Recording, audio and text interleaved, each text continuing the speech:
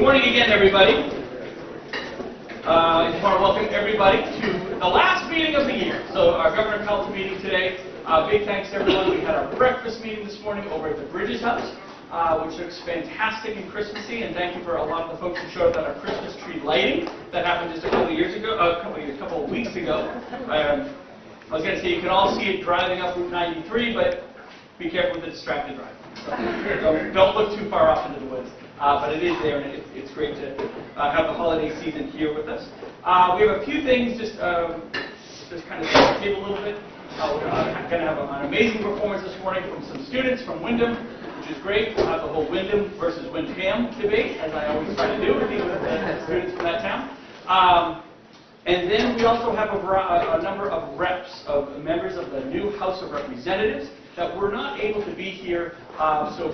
Following the music that we like to kick our meetings off with, I'll invite all the reps and any of their family members or anything like that to come up, and we'll do kind of a big swearing in and photos with the councilors and the whole 9 yards before we really get kicked underway. With that, if everyone would rise, before I do a reading, let's start off with the Pledge of Allegiance. Hold on. Also joining us today, I apologize, Governor-elect Ayotte is here, so let's give her a hand.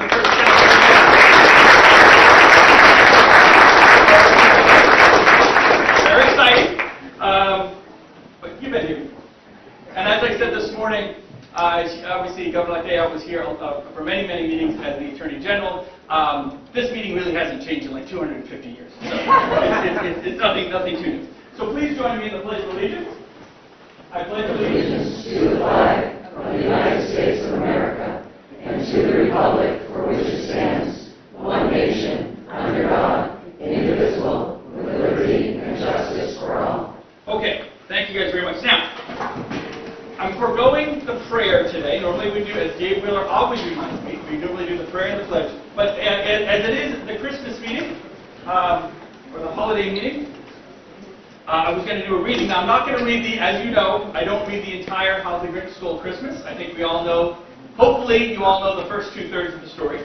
But I always like to read the ending, not just because it's a great Christmas ending, but especially in the world of politics and political strife and following an election. Obviously, I think it stands for clear reasons why the ending of this story is so apropos and something we can kind of all take home. So,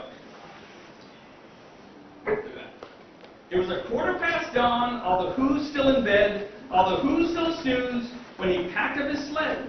Packed it up with their presents, their ribbons, their wrappings, their tags, their tinsels, their trimmings, their trappings. 3,000 feet up, I forgot, it's like 4th graders, I got to show you the pictures. 3,000 feet up the side of Mount Crumpet, he rode with his load to the tip-top to dump it. Hoo-hoo to the Who's. He was grinchily humming. They're finding out now that no Christmas is coming. They're just waking up, I know just what they'll do. Their mouths will hang open a minute or two, then the Who's down in Whoville will cry boo-hoo. It's so close to an election, right? It's exactly what you fear is going to happen now. That the noise were in the Grinch, that I simply must hear. So he paused and the Grinch put his hand to his ear, and he did hear a sound rising over the snow. It started in low, and it started to grow. But the sound wasn't sad. Why, the sound was merry. It couldn't be so, but it was merry, very. He stared down at Whoville. The Grinch popped his eyes. Then he shook. What he saw was a shocking surprise. Every Who down in Whoville, the tall and the small, was singing without any presents at all. He hadn't stopped Christmas from coming. It came. Somehow or other, it came just the same. And the Grinch, with his Grinch feet ice cold in the snow, stood puzzling and puzzling. How could it be so? It came without ribbons. It came without tags. It came without packages, boxes, or bags. And he puzzled 3 hours till his puzzler was sore. Then the Grinch thought of something he hadn't before. Maybe Christmas, he thought, doesn't come from a store. Maybe Christmas, perhaps, means a little bit more. And what happened then? Well, in Whoville they say that the Grinch's small heart grew 3 sizes that day. And the minute his heart didn't feel quite so tight, he whizzed with his load through the bright morning light. And he brought back the toys and the food for the feast. And he himself, the Grinch, carved the roast beef. So, I'm not sure what we're all going to take of that, but Merry Christmas, and we want everyone to have a great and happy, safe holiday. With that, let's have some fun. We always like to kick off our executive council meetings with a little music, keeps us in the right mood. And we are welcomed here today by both the middle school and the high school students from Wyndham/Windham. Great. Hi everybody, thank you for having us. My name is Amy Bonifane and I teach orchestra in Wyndham, and I'm here with my counterpart Becky Pierce, who teaches at the high school, and Brenda Morrow, our principal at the middle school. These are just 8 of our 25 8th grade orchestra members. They're going to play O Come All Ye Faithful for you, and then Viva La Vida, because it's fun. And then the high schoolers will perform after.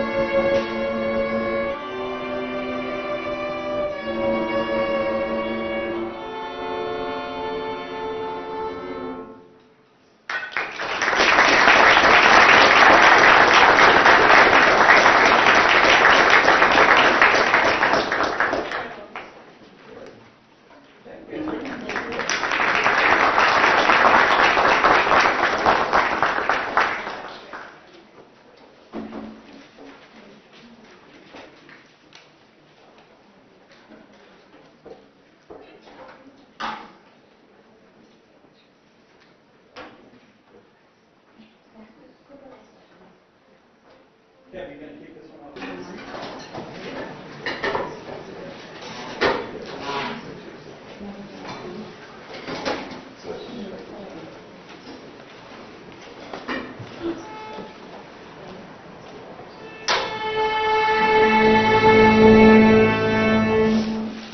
Thank you for your patience while we readjusted there. As Amy said, my name is Becky Pierce. I'm teaching and I teach at the Wyndham High School. This is our full orchestra that we have. There's 10 freshmen and 2 seniors. We have quite the wide range, but our program is only growing. There's like 20, like Amy said, 25 8th graders coming up to us next year. So our orchestra program is growing, and we're happy to be here today to play for you.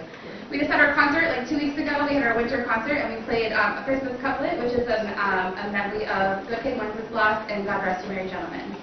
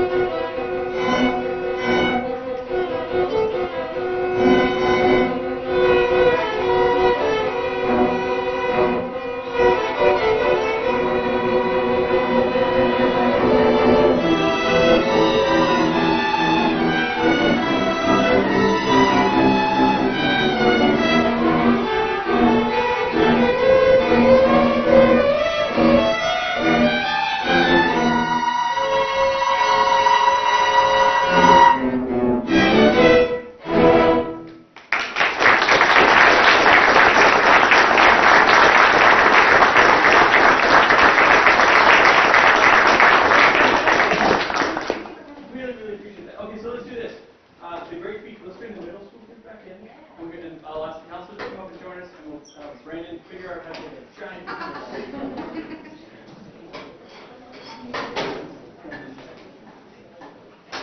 Thanks guys for coming. That was really cool. Thanks, good to see you.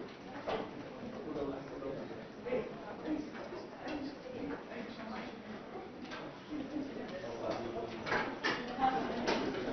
Okay, hold on, I'll get the back.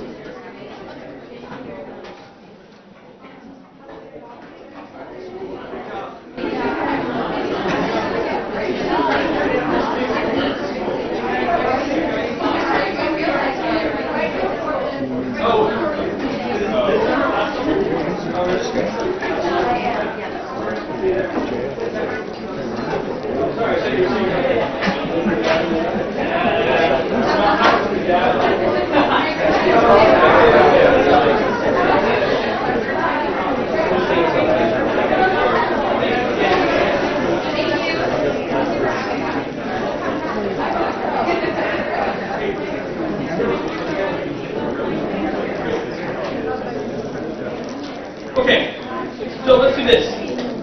At this time, I'm going to ask if there are members of the House of Representatives that have yet to be sworn in and would love to raise their right hand and actually, be able to vote. Why don't you guys come on up, and if you have family members, feel free to come on up.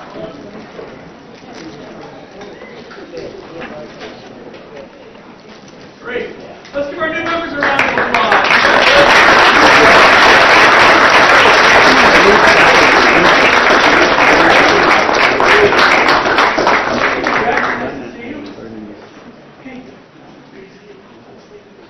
Must be that new governor.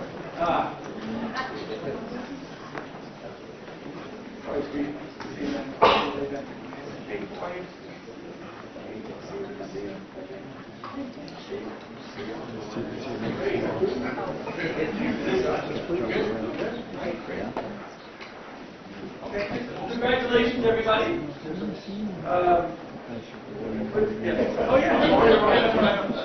Brandon, how should I do this? I'll tell you what, if you don't mind, I'm going to have everyone, if you guys don't mind, we're going to swing you all to the group that way, and I'll stand in front of this flag. You guys just stand there, we'll face that way. That way you're in front of the Christmas tree, and it's much better. Politics, all want a good photo, right? Okay. You guys excited? So I actually don't even know, when like, are there committee hearings happening? When's the first day on the job? So January 8th, so you guys have nothing to do till the 8th. Please enjoy the holidays. That's nice. That's nice to see you. All right. And then after this, we can do photos or whatever you guys want to do. Okay, so please all raise your right hand and simply just repeat after me. I state your name. Of Neighbortown. Do solemnly swear. That I will bear faith and true allegiance. To the United States of America. And the state of New Hampshire. And will support the constitutions thereof. So help me God. I state your name. Do solemnly and sincerely. Swear and affirm. That I will faithfully and impartially. Discharge and perform. All the duties incumbent upon me. As state representative. According to the best of my abilities. Agreeably to the rules and regulations. agree with the rules and regulations of this Constitution of this Constitution and the laws of the state of New Hampshire. and the laws of the state of New Hampshire. So help me God. So help me God.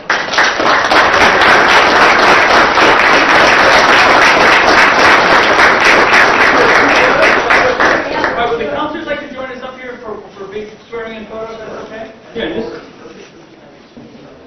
Okay, we're going to go back to the doors. Back to the doors. Right there, right there. How you doing?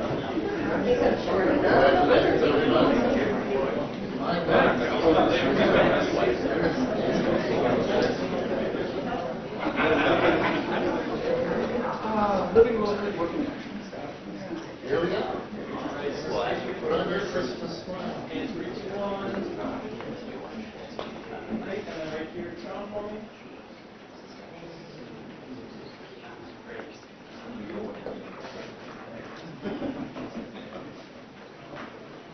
Great. Thank you guys again.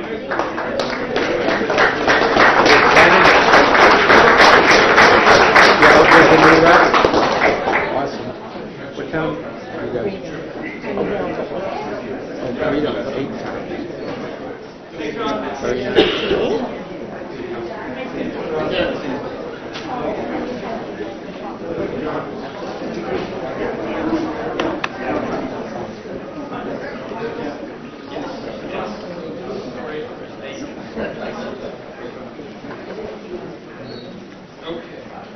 We get some pictures later.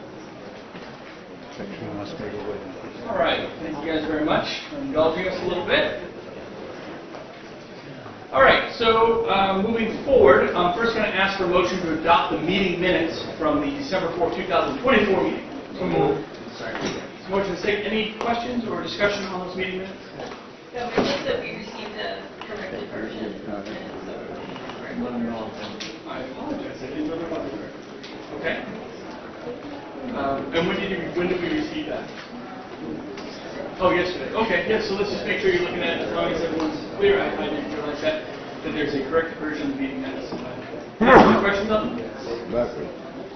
Okay. Hearing no discussion on the meeting minutes, all in favor of accepting the corrected version of the meeting minutes as presented yesterday, please signify by saying aye. Aye. Any opposed? With that, the meeting minutes are approved. Next, from the illustrious office of the Secretary of State, we have our civil commissions. Could I get a motion to adopt the list of civil commissions? So moved. Second. Any additional names on the list of civil commissions or discussion? Okay. Hearing none, all in favor of the list of civil commissions as presented, please signify by saying aye. Aye. Any opposed? With that, the list of civil commissions is approved. We do have a couple resignations to accept today. I'll begin with, from the Board of Occupational Therapists, could I have a motion to accept the resignation of Sarah Hinckley of Dover? So moved. Any discussion? Hearing none, all in favor signify by saying aye. Aye. Any opposed? Sarah's resignation is accepted from the Connecticut Lakes Headwater Citizens Committee. Could I have a motion to accept the resignation of Harry Brown of Stewartstown? So moved. Any discussion? Hearing none, all in favor signify by saying aye. Aye. Any opposed? Harry's resignation is accepted, and that concludes our resignations for today. We have a list of confirmations. We will dive right in. I'll begin by asking for a motion to confirm Ann Ketterer of Manchester to the Board of Architects. Second. Any discussion? Hearing none, all in favor signify by saying aye. Aye. Any opposed? That Ann is confirmed. Could I have a motion to confirm Jason Aziz of Auburn to the Board of Licensed Dietitians? So moved. Second. Any discussion? Hearing none, all in favor signify by saying aye. Aye. Any opposed? That Jason is approved. Could I have a motion to confirm Florence Ruffner of Exeter to the Board of Medicine? Second. Any discussion? Hearing none, all in favor signify by saying aye. Aye. Any opposed? Florence is confirmed. Could I have a motion to confirm Devin Baker of Manchester to the Board of Registration of Funeral Directors and Embalmers? So moved. Second. Any discussion? Hearing none, all in favor signify by saying aye. Aye. Any opposed? Devin is confirmed. Can I have a motion to confirm Brennan Ward of Litchfield to the Cannon Mountain Advisory Commission? So moved. Second. Any discussion? Hearing none, all in favor signify by saying aye. Aye. Any opposed? That Brennan is confirmed. Can I have a motion to confirm Robert Carigny of Manchester to the Community Development Finance Authority? So moved. Second. Any discussion? Hearing none, all in favor signify by saying aye. Aye. Any opposed? Robert's confirmed. Could I have a motion to confirm Norman Bernache of Ackworth to the Current Use Advisory Board? So moved. Second. Any discussion?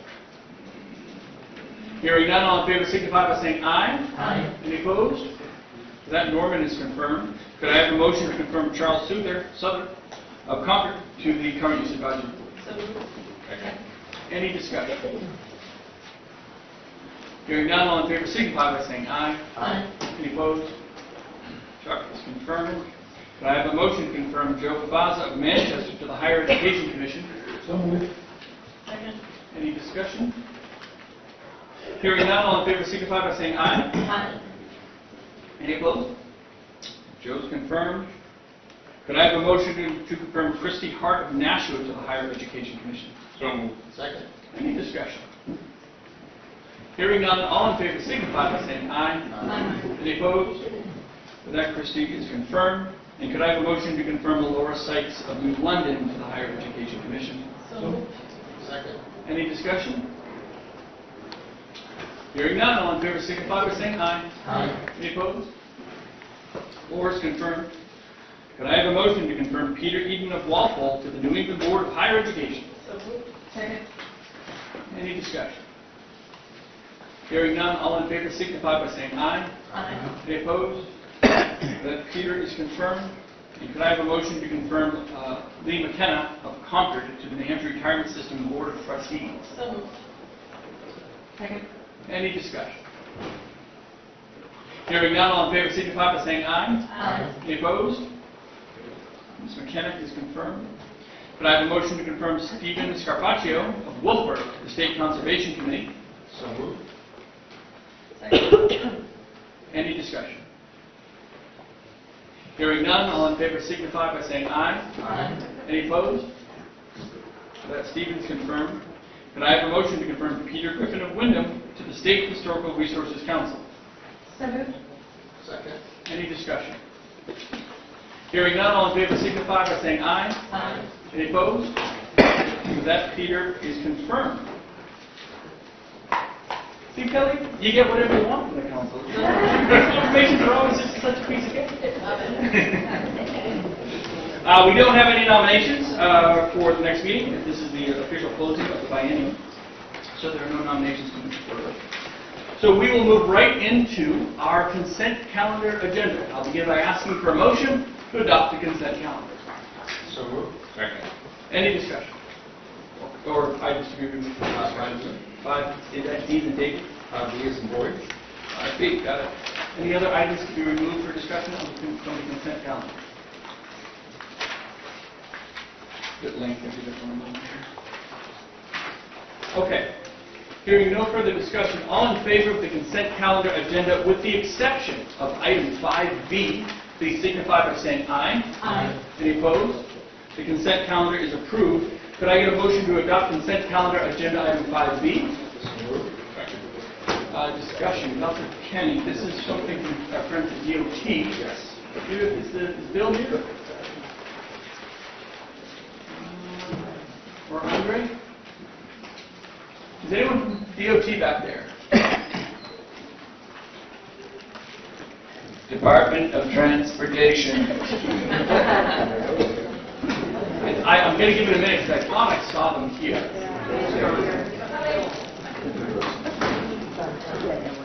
We to make a first impression with the next governor. Meeting after 8 I'm getting up. All right. Good, thanks. Good. I think Joe, any question on Sorry. consent 5B, the consent calendar? Good morning, Commissioner. Beautiful ride. So this is on 5B. This is a Conway Senior. It's a kind of an amendment to the operating agreement. And I believe they want to run from Conway to Whitefield. Is that during kind of the the winter Christmas part of the year. And my question is, we've had some, couple outstanding issues the last few weeks. One being with the Snowmobile Club, excuse me, the crossing across the Bartlett section of the railroad up there. And then secondly, I think it was a cross-country skiing group from Bartlett also trying to get, access across the rail. My understanding is it's kind of a new phenomenon as far as running a train this time of the year. And I'm just wondering if those other issues have been resolved. The short answer is yes. So we have issued the crossing permits to the Snowmobile Club, and we were working closely with the DNCR and the railroad on the parameters for the Snowmobile crossing. So I'm not sure if that was fully executed, but it's laid out and accepted by all parties, and we're just going through the details of getting the crossing agreement done. The operating agreement is not directly related to that. That's a short-term extension while we look at finalizing a full 10-year operating agreement with them. We didn't get to that point by the end of December when the current operating agreement expired. So we did this item is for a short-term extension while we continue to finalize the longer-term 10-year operating agreement. So in the original operating agreement, did that also include winter use? It provides the opportunity for it. It's not restricted it's not as defined as in season or out of season. It's the right to operate on that line year round. Just for the longest time in recent memory, there hasn't been any winter train activity. And so the new upcoming operating agreement most likely will have that on it with the year round. Because I know I've spoken to Kevin about this topic a few weeks ago, but I just think it's important for the ownership that they communicate to all parties if they're using it in an untraditional time of the year, if you will, so that all parties know what's going on, because it's nothing like getting an emergency call in the middle of the night saying you're going to shut down the business and it's going to hurt your local economy. So I appreciate how many seniors doing great work they're doing and expanding your operation. That's a good news story, but you got to keep everyone else happy as well. Sure. And I think a lesson learned from this, from us, and I've already talked to our staff, that we got to be having these discussions in July and August and asking what's going to be going on next winter, and instead of having it come up at the end of October, November. Exactly. I'll be able to sleep at night better. Yes. Thank you. Yeah. So can I say, sorry, Leslie, I was going to quick question. So we have a running track of all the different crossings in the state, or I'm saying that, but that's really the question. Do we know where all the potential crossings, because it's not just this line, right? It could be CSX, Yes. It could be Panic, what it was Panic, all the different lines. Yeah, for any active rail line, if there is a crossing, whether it's public or private, we have some sort of agreement or authorizing that crossing. Very analogous to like a driveway permit accessing the state highway. So what I'm getting at, so theoretically, to your point, we can be, maybe just think ahead a little bit, be a little more proactive with reaching out to some of these folks and saying, come winter, do you have any crossing issues that we're foreseeing down the road, and just try to marry up with those problems. Right. Oh, that's But the issue in Bartlett has been that for years, there hasn't been train service. The entire longitudinal corridor has been turned over, been utilized for recreational use. Again, they're operating train service on the weekends, and it's caused a little bit more detail of looking at those crossings. Sorry, Councilor. Thank you, Governor. While we're on the subject of trains and snowmobiles, where are we at in the process, and when do we expect to get snowmobiles on the line between Lineborough and Bennington? Yeah, we continue to work through the AG's office with the operator's attorney and their underwriter. So the latest thing we got, we had proposed a modified operating agreement which would define an out-of-service section of the track to utilize that.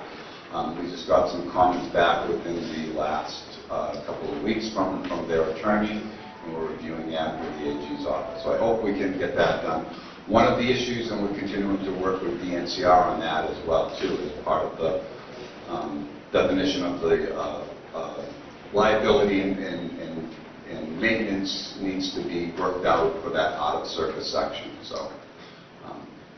It's going to snow pretty soon. Right. Sorry, Councilor, did you? No. Oh, sorry. Okay, great. Joe? All set? Okay, thank you. Thank you. Thank you. Okay, hearing no further discussion, all in favor of consent calendar agenda item 5B, please signify by saying aye. Aye. Any opposed? That item is approved. That concludes the consent calendar agenda. We'll move right on into our regular scheduled programming and agenda. I'm going to begin by asking for a motion to adopt agenda items 6 through 8 from the Department of Health and Human Services for the Office of the Commissioner. Second. We have a motion and a second. Any questions on 6, 7, or 8? Okay, hearing none, all in favor signify by saying aye. Aye. Any opposed? No on 7? 7. Thank you very much. With that, the items are approved. I'll now ask for a motion to adopt agenda items 9 and 10 from the Department of Health and Human Services from the Division of Economic Stability. So moved. Second. Any discussion? Seeing none, all in favor signify by saying aye. Aye. Any opposed? No on 9? Thank you, Councilor. With that, the items are approved. I'll now ask for a motion to adopt agenda item 11 from the Department of Health and Human Services from the Division of Long-Term Supports and Services. Second. Any discussion? Councilor Stevens. Good morning. Good morning, Commissioner. In regards to this contract, this is a $1 million increase for developmental disability housing waivers to acquire 10 properties to provide housing for 40 residents. So we're going from 5, I think, to $6 million. What is the status of acquiring these 10 properties? And where are these properties going to be dispersed throughout the state? Sure, thank you for the question. I'm Melissa Hardy. Thank you for the question, Melissa Hardy, Division of Long-Term Supports and Services. So the contract's going from $4 million to $5 million. The provider reached out to us for more support. So they have purchased 9 out of 10 homes, which will, once they purchase the 10th home, will put 40 additional beds online for this population. As far as the locations, there's 3 homes in Manchester, 1 in Concord, 1 in Bow, 1 in Ware, 1 in Bedford, Raymond, Merrimack, and 1 to be determined, because it has not been purchased yet. Thank you for the update. Well done. Further discussion on this item? Okay, hearing no further discussion, all in favor of item 11, please signify by saying aye. Aye. Any opposed? Item 11 is approved. I'll ask for a motion to adopt agenda items 12 to 13A from the Department of Health and Human Services, from the Division of Medicaid Services. Any discussion? Councilor Stevens, I think, is right here.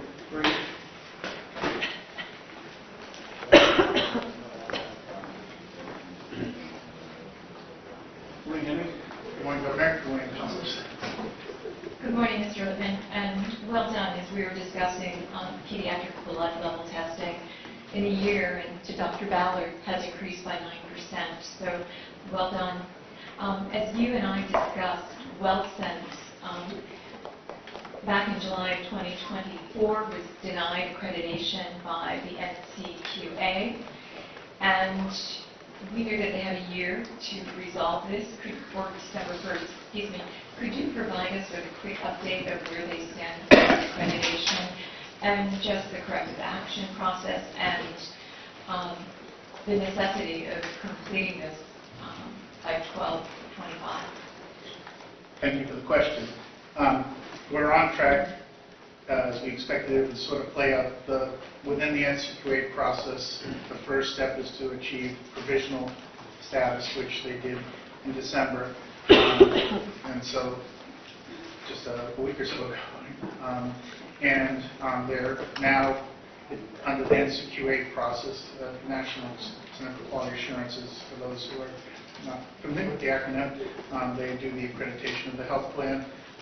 They have to have the experience of about 12 months to be evaluated. So that's the process that will happen now. They'll continue to work on corrective action activities to position themselves to be able to get a full accreditation back in approximately a year's time.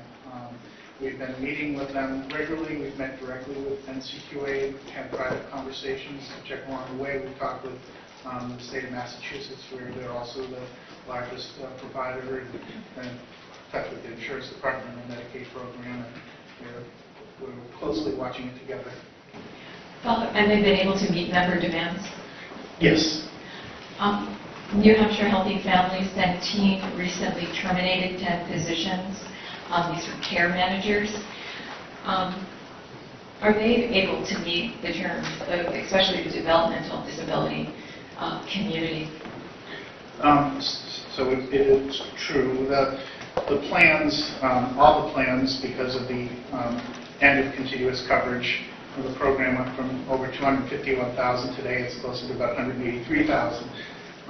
In particular, Centene had a larger drop than some of the others, and they also, in part of their other business in New Hampshire, also withdrew from the Medicare Advantage market, and they had a smaller share of the ACA exchange.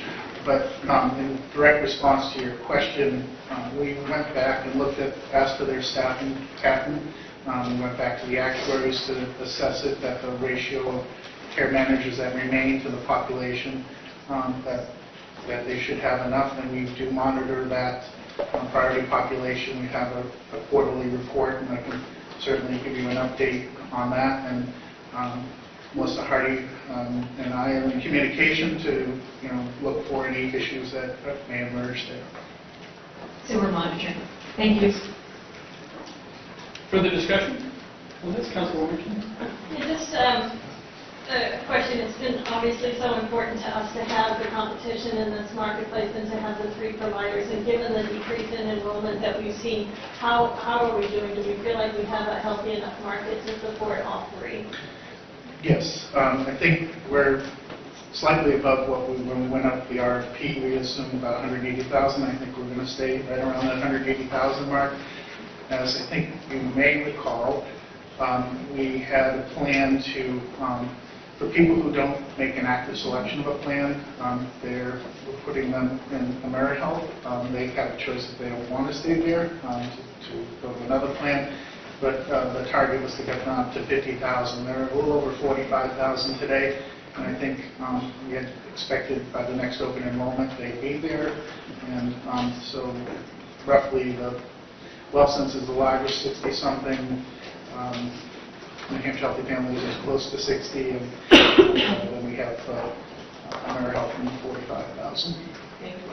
The acuity of the population, the Medicaid population, is largely responsible for the increase that we're seeing right now. Are you expecting that acuity will level out at this point, given the disenrollment following the pandemic, or do you expect to continue to see increases in acuity?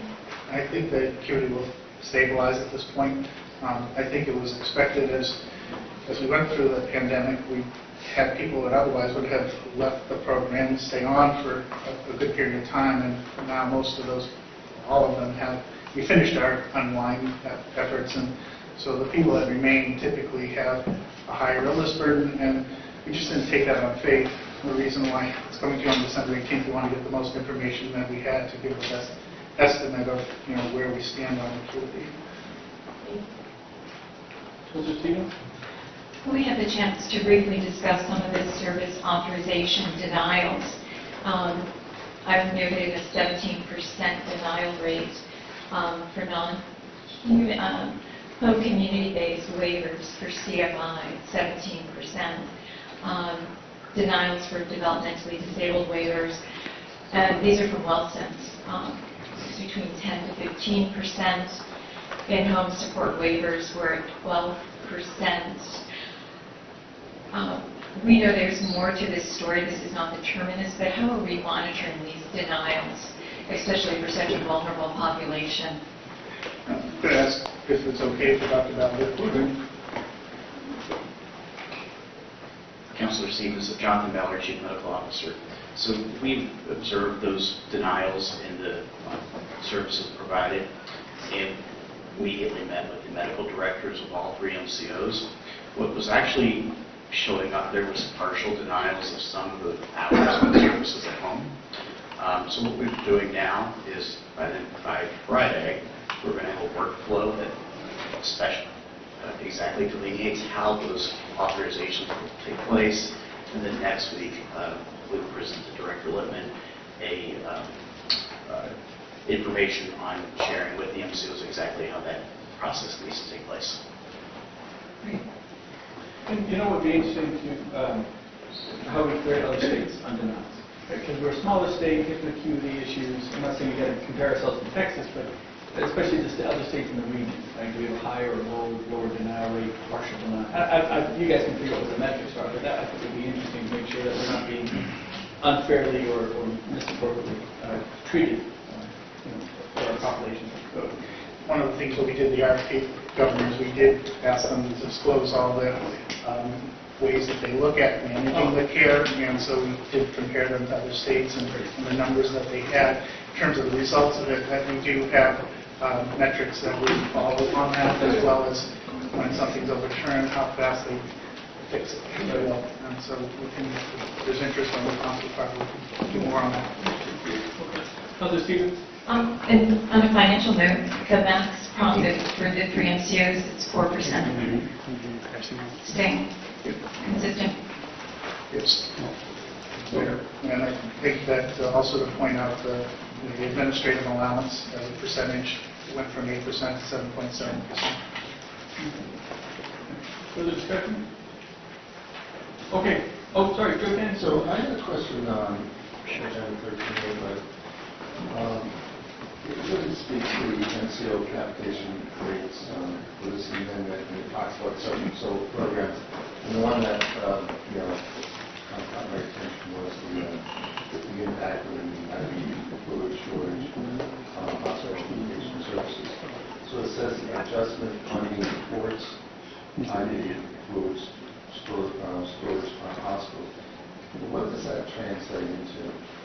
So, Dr. Ballard, when we start to pick up that issue that you've probably seen on the news, we started to look at what types of procedures might not happen that we should consider not funding because we don't want to overfund the plans. And Dr. Ballard may add. Sure, we actually asked for a listing of all medical procedures and all medical procedures that would be affected. We looked at our claims data, and we looked at the time initially, it was the University of Vermont and the Mass General Health System were rescheduling, delaying those elective procedures. The fluid shortage is primarily a particular fluid called 3-liter fluid. It's a very large bag of IV fluids, and these are used in orthopedic, arthroscopic surgeries. They're also used in urologic procedures with blood irrigation. And so we looked at the actual dollars, procedures that would be delayed. We gave that information as far as which ones we believe will be affected to our actuary, and they made that adjustment into the accounting to reduce the state's cost for those services that will be delayed until next year. And sorry, just we'll talk a little bit about, obviously the letter you put together was fantastic. I think it was great to get a little national attention and whatnot.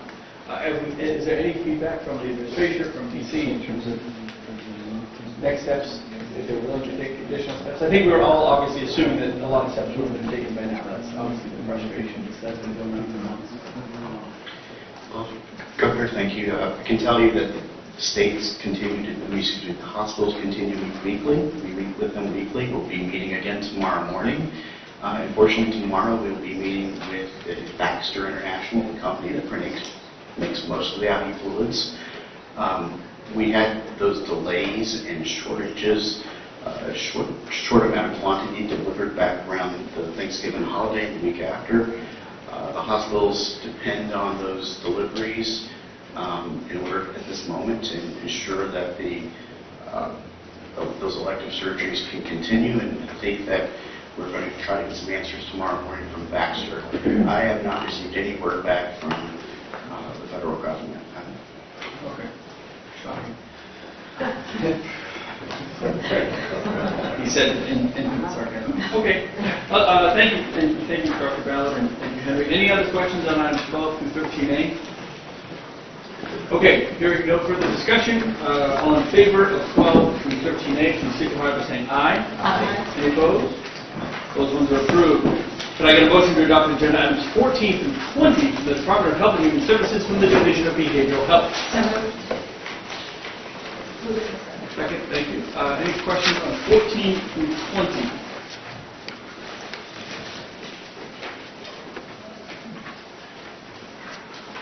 Okay, hearing none, all in favor signify by saying aye. Aye. Any opposed? Those items are approved. Could I get a motion to adopt agenda items 21 through 30 from the Department of Health and Human Services from the Division of Public Health Service? Second. Any discussion?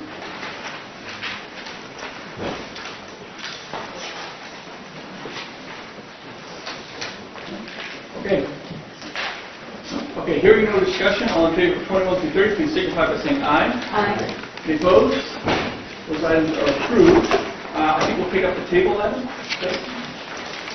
So I'm now going to ask for a motion to adopt table item, to remove table item 12A from the Department of Health and Human Services from the Office of the Commissioner to be removed from the table. Motion second. All in favor of removing item 12A from the table, please signify by saying aye. Aye. Any opposed? That item is removed from the table. Can I now get a motion to adopt previously tabled item 12A? Second. Motion and a second. Discussion on 12A? No, none? We're good? So I'll kick off the discussion a little bit, just for, especially for public awareness. I really do appreciate all the councilors putting a lot of questions in to the department over the past couple of weeks. This obviously has to do with the contract at Hampstead Hospital. I do believe it was quite lengthy. I don't know who put all that together, but it was great. 10-page response was sent out a few days ago at least. Just to be fair, last week, okay. So hopefully you all were able to receive that and get a little bit of a background to help at least facilitate this discussion. With that, we'll open it up for anybody who has additional questions for the Commissioner. Councilor Warrington. Sure. So first, I just want to thank the department for all your work on this contract and for addressing my concerns and questions. Thank you, Governor, for bringing this forward. I think that this is a good model for the state to look at to go forward. I think the model is right, and I think the partner is right. And I think it's a good direction for us to be moving in. The concerns that I do have are with the contract as it's currently structured. I know we only had a few months to do this, but it's a big, big change for the state. And the concern that we have to address fundamentally is that we cannot have kids sitting in hospital emergency rooms for days or weeks on end and not getting the treatment that they need. And so when I look to this contract, I have to say, does this contract fundamentally address that concern? And as I reviewed the contract, I found that there is, for inpatient admissions, currently no requirement that New Hampshire residents are prioritized. There is a provision in here that for the psychiatric residential treatment facility, New Hampshire will be prioritized, but not for inpatient admissions. With the WellPath contract that we had in place, we actually had a provision in there that required that they could not take an out-of-state placement if there was a single child in New Hampshire still on the wait list. That doesn't exist in this contract. I've raised this with the department. They've acknowledged that there is, I think, maybe an oversight here, a mistake in the contract. But fundamentally, that has to be addressed. And that is the whole purpose. That's the reason why we're having this discussion. Secondly, we have a real obligation to make sure we're providing these services to our kids. And contracts are intended to make it clear what the obligations are for both parties, and to make sure there are appropriate monitoring and reporting mechanisms in place and enforcement mechanisms in place in case things go awry. And for this contract, there's a real lack of reporting. For instance, there's no requirement that census be reported, that where their admissions are coming from be reported, that readmission rates be reported. There's no requirement about where those patients are coming from. There's just a real lack of reporting. There's no reporting requirements. And when I asked that question, the department says, well, the Joint Operating Committee will sort of figure that out over time. And that is a real concern to me. And the third issue is that there is no minimum number of beds. And I understand the response that you don't want to force them to open beds that they don't have staffing for, but we have to have a requirement that we have a minimum number of beds to cover, on average at least, the number of kids that we need services for. None of this is in this contract. And I understand the desire, Governor, to get this done before your term is up. I do, because I think it's creative and it's a good idea. And I think it should go forward. But it's a half-baked contract, in my opinion. It just doesn't have the teeth in it, the reporting requirements, the mechanisms to enforce. And we've seen how bad the outcome can be when we don't have the requirements, like with Frisbee, like with Exeter. And I would say the right thing to do for this contract is not to vote no, because I don't want that Dartmouth to have that message. I would want to send that message from the council, because I think this is the right direction. But I think what we should do is put it back on the table, or have the department withdraw it, and come back with a more robust contract that actually spells out the obligations of all the parties. That is what I would recommend. I think our new governor is here. I would encourage you, Governor-elect, to pursue this contract in your administration. I think it's absolutely the right direction with the right partner. The contract just doesn't give us, as a state, the assurance that we need that our kids are going to be taken care of. Very legitimate concerns, so I want to give the department a chance to address each of these. Obviously, the opportunities we may have above and beyond what we're doing today, whether it's through lease agreements or other contractual bites at the apple, if you will, with Dartmouth on both prioritizing kids, any of the reporting requirements and the minimum bed requirements that potentially could even fall. And I'm going to lean on you a little bit. The additional, there are, maybe you know or don't, additional requirements and metrics or otherwise that may come from the federal licensing aspect of this, because right now we don't license this place because we run it. But the federal licensing aspects that may help allay some of the concerns. All right, guys. Go ahead. Good morning. For the record, Marissa Henn, Deputy Commissioner at DHHS. Thank you, Counselor, for the thoughtful questions and for the dialogue over the past couple weeks. And so I'll try to take each of your questions in order and see if that's adequate. So first, I want to say from a vision standpoint and from a prioritization standpoint, we could not agree more with what you are emphasizing in terms of the need to get kids who have acute mental health conditions into the highest quality care, to treat them and to focus on those smooth transitions back into the community so that they are with their families, they are with their communities, and they are living productive, promising lives. We agree that prioritization of New Hampshire youth in this model is critical, and we will ensure that the language is in the final lease when it is signed upon closing, which we estimate to be very beginning of February, to ensure that that is clear.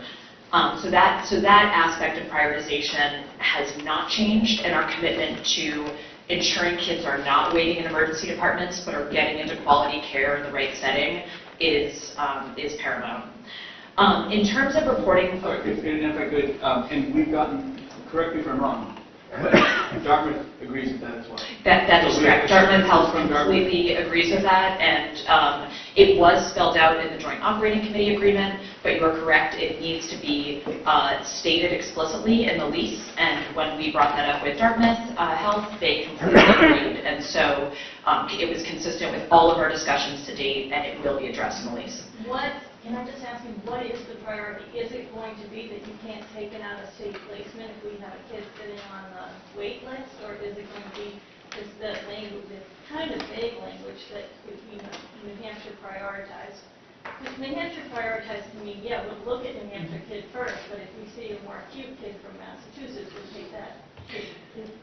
It's not really prioritizing of New Hampshire. So prioritization, we will work out the final definition between teams and engaging the Department of Justice as appropriate in the final lease language, but it will be that much more all-encompassing recognition that until every child in New Hampshire is served, until that wait list in emergency departments is 0, New Hampshire is the absolute priority.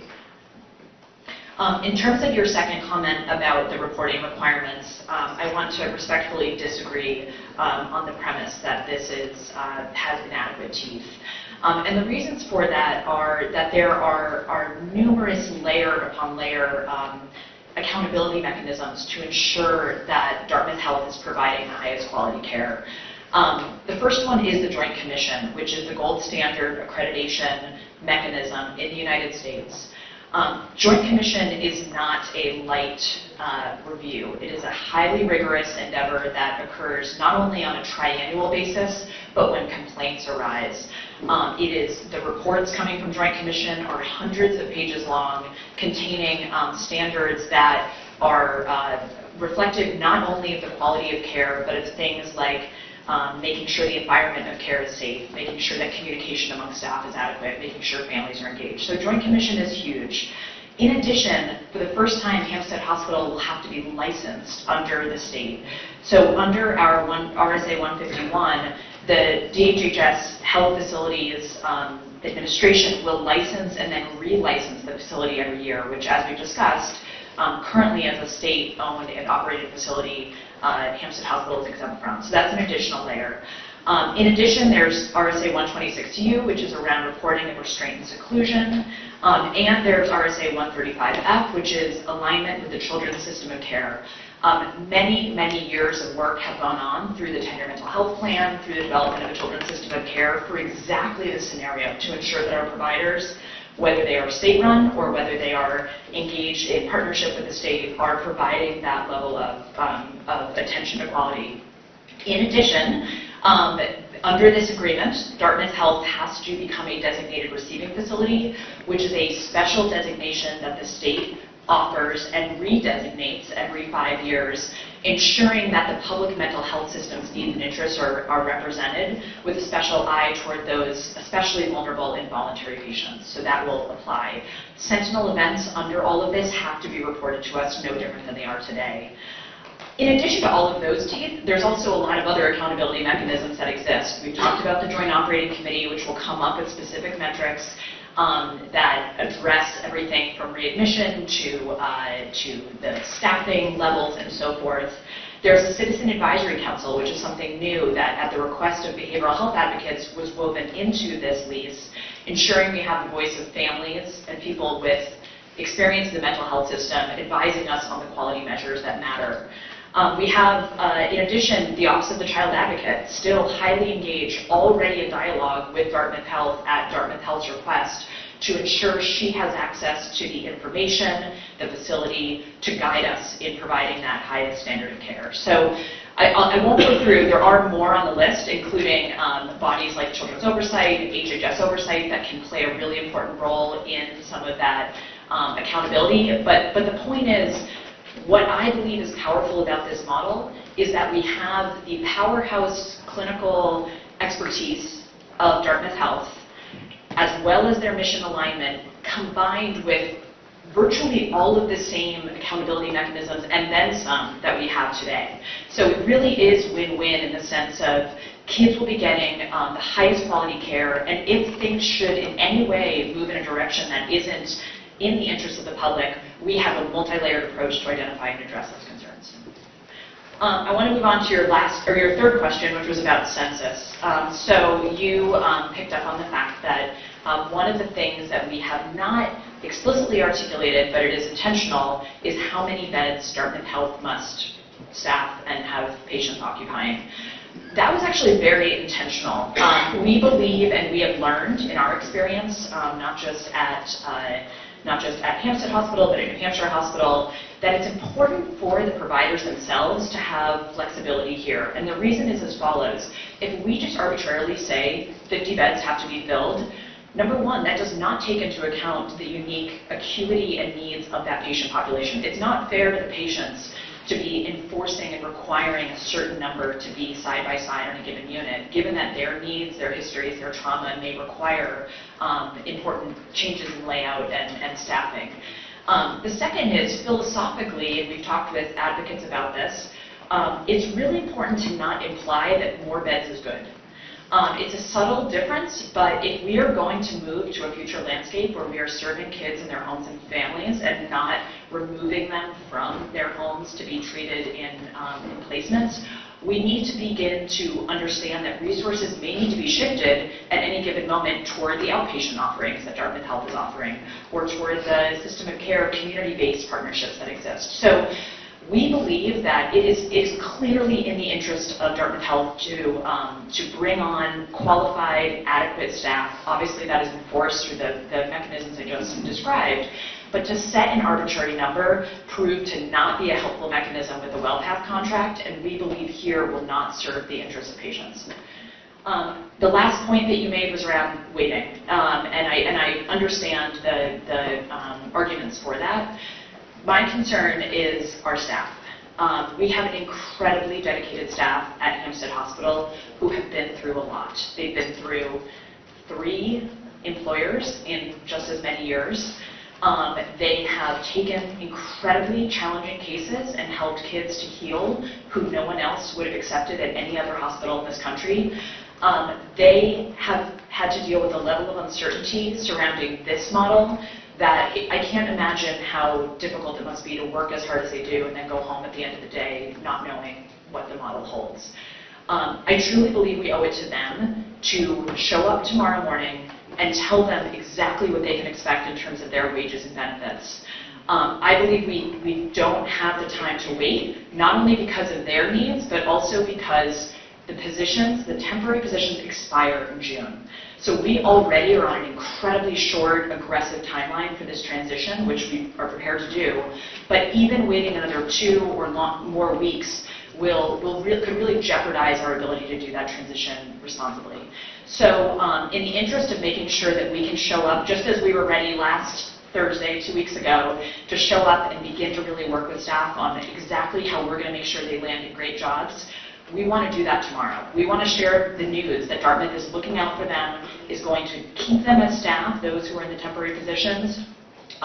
They intend to hire all of those staff and to offer them raises. Dartmouth Health is planning to offer a minimum of a 2% raise over what staff are making presently. That's a pretty clear commitment that they want to keep people. And it's the only way that they can operate this place successfully. So I would urge the council to please pass this so we can start working with the staff to get them into those jobs that they deserve, that they've been waiting for, and that we need to avoid running out of time on the expiration of our authority. Sorry. Yes, first of all, thank you. I just want to say that one of the reasons for waiting is because the staff want us to get this right. 110 of the employees currently employed at Hampstead have sent us a petition expressing all of their concerns. So they want to get this right. I thank you for the information regarding wages. Benefits is another story. This was a question that I had at the last meeting. I understand that there has been an evaluation done since the last meeting to look into that in response to those questions. This is the first time that I'm hearing from the state about raises, and I'm very pleased to hear that. I hope that that they will be able to put forth a wages and benefit package that will keep the staffing.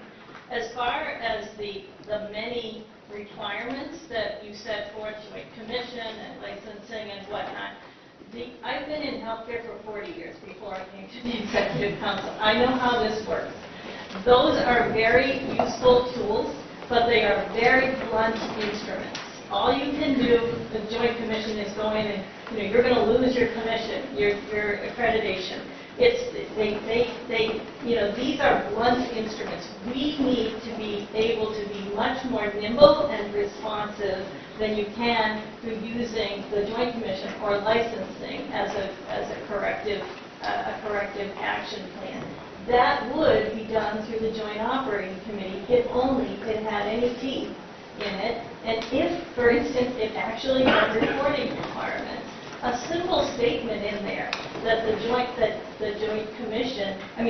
Operating Committee is entitled to the data they need in order to assess readmission rates, in order to assess whether whether a denial of admission was appropriate, whether to assess whether an admission from a Massachusetts provider was appropriate, whether the discharge planning was appropriate. Those kinds of things are not the kinds of things that you're going to address with a blunt instrument like licensing, like Joint Commission. And this, to me, it's so important, and you do have another 6 months, and I guess you could get more if you needed it, but hopefully you wouldn't. But you do have another 6 months to just get this right. And it is so critically important to get it right, and you've done a great job. Governor, thank you. Lori, thank you. Marissa, all of you, thank you for the work you've done. I think you're almost there, but you're not there. And you should take the time you need. Get this right. Yeah, I'm going to Councilor Stevens and then you. Thank you. In our documents stated it's not clear that New Hampshire necessarily needs more than 50 inpatient psychiatric beds at a given time. And this capacity may be better dedicated to less acute, more upstream outpatient services, which are being proposed with partial hospitalizations and outpatient services. But we currently have only 35 patients at Hempstead. We have 22 children right now waiting for admission. So that puts us at a demand for 57 beds. And again, I'm going to tip my hat to our providers that are here today. CEO Justin Lucer, who has done an exemplary job. He has stabilized the facility. He's attempting to accept 10 of those patients. While we have the infrastructure, we need to utilize it, and we can't overlook the human capital component. And I, too, have grave concerns with the JOC. This committee is to advise on the scope of inpatient, outpatient psychiatric services. But ultimately, the decision is going to be made by the Mary Hitchcock Board of Trustees and officers. They are going to retain ultimate control over the assets and operations. This is purely advisory. And again, we're focusing on inpatient hospitalization. We can't overlook the need that we're going to see surges. We know March is a particularly demanding month for inpatient care. Inpatient medically supervised withdrawal management. We only have one patient right now at Hempstead using those services. Partial hospitalizations. There's discussion that they may be outsourcing. It may be virtual through Bradley Health. I'd love to know who they're subbing with. And then additionally, outpatient services. What communities are they looking at? Derry, Londonderry, we know Rochester, the Seacoast. I'd like to know more. Thank you. Joe, Thank you, Governor. Yes. So I wanted to strike when you were speaking about the kind of the employment benefits. So at the last meeting, I asked a question specifically, are we going to send someone down there from HR, Dr. Hitchcock, and talk to the employees to get an understanding of what potentially their benefits and wages could be? And so when I earlier this week spoke to the Dartmouth representative, they said we didn't do that, okay, that we put it on hold, and we'll do that when the contract passes. Well, in my way of thinking, it's kind of like a carrot and stick, I don't see any harm by Dr. Fishbach coming down there, talking about HR benefits and potential pay increases, and that, they're verbally told they're going to be hired. But I'm just curious to know what information you have that Dr. Fishbach was not willing to present publicly. Yes. Great, Shane. Great. Well, thank you for all the excellent questions. And you'll have to help me if I don't hit each one. But so first, just on the wait list. So the wait list today is actually 7. That data just came in. Obviously, our aspiration is for it to be 0. But there are 7 youth waiting in emergency departments right now for care. Excuse me, can I just ask, is that because we were able to accept 10 immediately? It was 22 as of yesterday. They were able to do additional, open additional beds over tonight. We got a text message from Justin Loser just in the last 2 hours. Because we accepted those 10 immediately. Yeah, and I think that's the flexibility and the fluidity that we need to give a provider to be able to recognize what they need to move and bring their expertise to the table when it comes to creatively moving staff around or opening additional units. That shift and that ability to move patients is something that we would expect under this contract. The piece I want to reference, and none of us know what the magical number of beds is. There's not even a national literature around it because, truthfully, the number of there's a lot of variables that affect it, and oftentimes when patients and families are desperate, they'll go to whatever is available. So it's not always a reflection of the true need. What I can say is it's worth noting that Dartmouth Health is the only health system in the state that's actually opening additional pediatric beds outside of Hampstead Hospital right now. So they are in the process of opening a med psych unit in the Upper Valley that will serve, especially be more accessible to some of those families in that region, but also serve youth who are medically complex. So when it comes to needing beds, not only is there no perfect formula or algorithm, but you also need to be considering other locations. We also know that the Solution Health joint venture, while they aren't able to have state funding due to the inability to reach a deal with their prior town, is moving ahead and hopes to be able to open additional DRF beds for both kids and adults. So it's a very multi-layered conversation about the number of beds that is right. What we know is we need to give a provider like Dartmouth Health the authority and to bring their expertise to bear when it comes to helping us resource in the right places. Relative to the point that was made about the Joint Operating Committee and the sense of that being advisory, there's a truth to that. On the other hand, in order to be a CMS designated facility, in order to basically, you have to have a single point of authority. You can't have two organizations, 2 bosses running it. And that's not a good design for hospitals, and the Center for Medicare and Medicaid Services knows that. So it was by design that we wanted to give Dartmouth Health the authority, hold them in the lease to the types of services that need to be provided and the protections that need to be assured. But fundamentally, they are in every way, every conversation we've ever had in the context of this deal, they are willing to come to the table at the Joint Operating Committee, even going so far as to put in how we would mediate conflict, how we would make sure that we have mechanisms if a patient were denied to make sure it's not a form of cherry picking. So there's a lot of layers to that Joint Operating Committee, and while the trustees of Dartmouth Health have final say, we know from years of working with Dartmouth Health as the lead provider at the Youth Development Center and at New Hampshire Hospital, that they have never reneged on their commitments to community. They've remained mission-focused, even going above and beyond what we've asked when it comes to serving vulnerable people. So I think just a reference to those points. Councilor Kenny, thank you for the point you raised.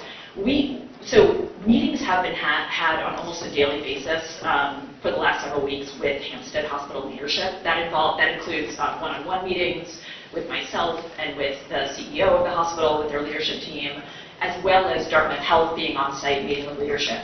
We felt, in respect to the council, it wouldn't be appropriate to start meeting with 150 staff to talk about their arrangement if you all haven't passed this item. So it was really out of respect for the authority that you bring to this decision and this model that we wanted to wait until, and we are as teed up as can be. The engines are ready, our meetings are prepared, we're ready to hold multiple town halls and office hours tomorrow. There's even an email teed up explaining more around benefits and pay. So we didn't want to be presumptuous, and we wanted to allow this dialogue and process to play out. I have to, push back on that a little bit because Dartmouth Hitchcock, who's the representative, told me they didn't send it to HR people down there. They pulled back when I recommended it, and they said that they were going to do it a couple of weeks ago. They pulled back from that and said, we're not going to send our HR people, we're not going to tell them they're going to get a pay raise, which you suggested that they're going to get a pay raise. For all intents and purposes, those employees don't know what the new HR benefits are, or if they are going to get a pay raise. And so I don't see that being a problem. They're the only game in town. They're the best game in town. And they're mission-driven, Dr. Hitchcock, to take care of this population. So that's a given. So the given should be, let's take care of our employees, let's be up front, let's have the information today, and let's pass the contract. Because that seems to be the stumbling block right now. They're not sure what they're walking into, and they're on edge. And yes, ultimately, it's the end user, the child that we're trying to provide services for, that's paramount. But to get there, you need a good working employment staff who's comfortable in the shoes that they're going to be in the arrangement that's brought before them. So I just bring that out because that's new information that they're going to be guaranteed a 2% pay increase, and that's something Dartmouth was not willing to share. So can I jump in a little bit? And I think these are all really good points. Remember, the closing won't actually happen until, at best, February 1st. So typically, between the contract here and the closing, I can tell you as a business guy, I would never walk in if I bought a business and talk to the employees before I had anything in, because they have nothing in writing, right? So there's liability issues and all that. So my envisionment, and I didn't know the 2% either, I think that's great, and all the other benefits that could come with it. The main reason I'm pushing hard to get this thing passed today is so they can go in, right? And have, with liability protections, and they can have open conversations and all that, because I think there's a lot of risk. They have nothing in writing, and they're walking in talking to the potential employees. And then that gets worked out as part of the closing in that interim period, theoretically by February. So we still have another bite of the apple, if you will. Nothing is, the deal isn't necessarily signed and done. It just allows the next phase, I think, to really take place in terms of the transfer. And that's why I'm so a little bit pushy, if you will. I don't mind saying that, to get this done. A transition of this nature typically takes at least 6 months usually. Right now we're down to 4 or 5 at best. And I appreciate Councilwoman's point. Well, we can extend it again. Really can't, because now we have huge budgetary implications of that. Right, the July 1st real drop dead deadline to not just close, but to have the employees make the full transition over is really based on the budgetary, the new budget will go into place, and there's huge financial implications, swings, one way or the other. And once you start on post-July 1st, it gets very complicated. So in a way, that's a domino effect that's kind of backing us to the point of, okay, really need to pass this piece here at the council today. Otherwise, it won't come back to the council at best till late January. And that just puts everything else at a delay, so they can go in and have the HR conversations, and even before they officially close, and they can engage in an open conversation. I can tell you, I would never speak for Dartmouth or for their lawyers, but in any business transaction, if I went in before I had closed on anything, I'd say very little to the employees, because they're not my employees. There's nothing on the line. So I think from a liability standpoint, for a reason, that has to go forward. Obviously, to Councilor Warrington, and I appreciate all the points that Councilor you brought up. I think they're spot on in terms of the priority. I want to thank Dartmouth very publicly for a full commitment on New Hampshire Kids Go. I love that. And that will get written into the lease agreement. It'll be codified. It's a very, very important point, Councilor. And we can nip that one. We've really taken care of it. The minimum bed stuff, I'm very passionate about the minimum bed and not having it. Because I love the concept of community-based care. I love the concept that 4 years from now our numbers could diminish for whatever reason. So anytime you trap someone into a minimum, you're saying we're going to have a minimum amount of institutionalized kids. And that's what you don't want, theoretically, right? I mean, always the goal is to zero, And on the, I'll just reemphasize a little bit, and I can't say it any better than Marissa already did. The fact that they're putting the DRF beds in, the fact that they're so local, right? I know there aren't maybe certain specific demands on, you're going to report, give us this piece of paper with this piece of data on this date. But this is Dartmouth. That's the other huge benefit of having it Dartmouth. They are all over the state. They kind of have contracts and partnerships with us everywhere. I would be a little more concerned if it were, XYZ organization out of Tucson, Arizona. This is our team, right? And I think that's one of the best parts of it. So there's a lot of other leverage points, along with all the commissions and all the different pieces and the federal licensing guidelines and requirements that comes with, that I think will allow us to have, I don't want to use the word leverage, but that continued and very successful partnership with a known entity that we know, that we trust, that we can have conversations with, and we've had many conversations with like this already in terms of moving down those avenues. So again, I just wanted to be clear why I'm trying hard to get this done now, knowing that you have at least another month gap. The domino effect to the 6-month transition period is real, and the point that we want to get them in the door and have them comfortable getting in the door and having absolutely allowing the employees to put everything on the table with them and have open conversations. That's the best part of this interim period. I think it's still aggressive to get a closing time by February 1st, even if we pass this today, because that can always get delayed a little bit. So again, it's just unfortunately the calendar and the holiday season is why I'm pushing really hard, and I do want to thank again the department for addressing so many of these different issues. So Joe. that's one question, Governor. No, I said 12, I appreciate all the answers. We won't go through all 12 because I've had most of the answers. But what did we learn from 2017 from working with Dr. Hitchcock in regards to the psychiatric contract back then that had to deal with the staffing ratio to the patient? What did we learn? Did we go back and say, did we learn something from this? Or by the way, Dartmouth, remember this contract, it didn't go so well, and the council pushed back on it. We're now going to enter into another private partnership, and we're going to have staffing, we're going to have patients. Do we know what the appropriate ratio is going to be? And we don't want to go to revisit what we did back in 2017, although it was a 50% population.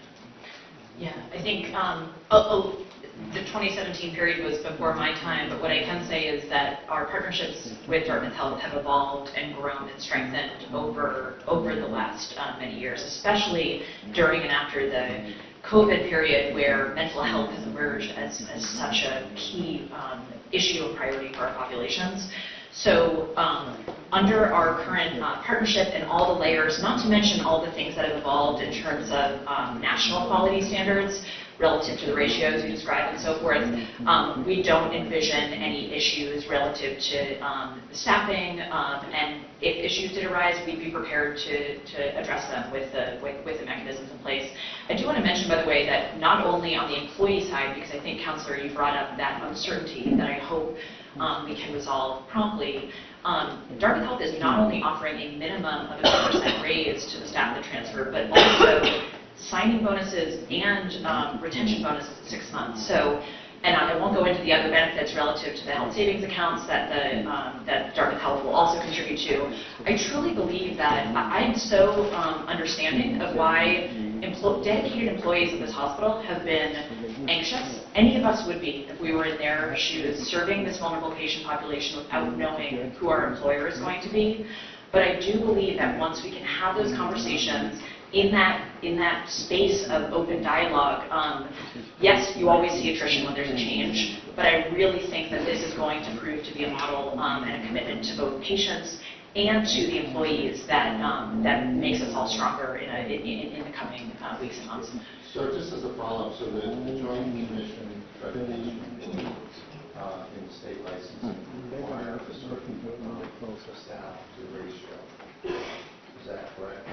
So if there's any flaws, our accreditation would be rejected. That's correct. That's correct. And by the way, the Joint Commission has changed a lot in the last few years. So while I see it, I understand Councilor Warmington's point about it being sort of a dull tool.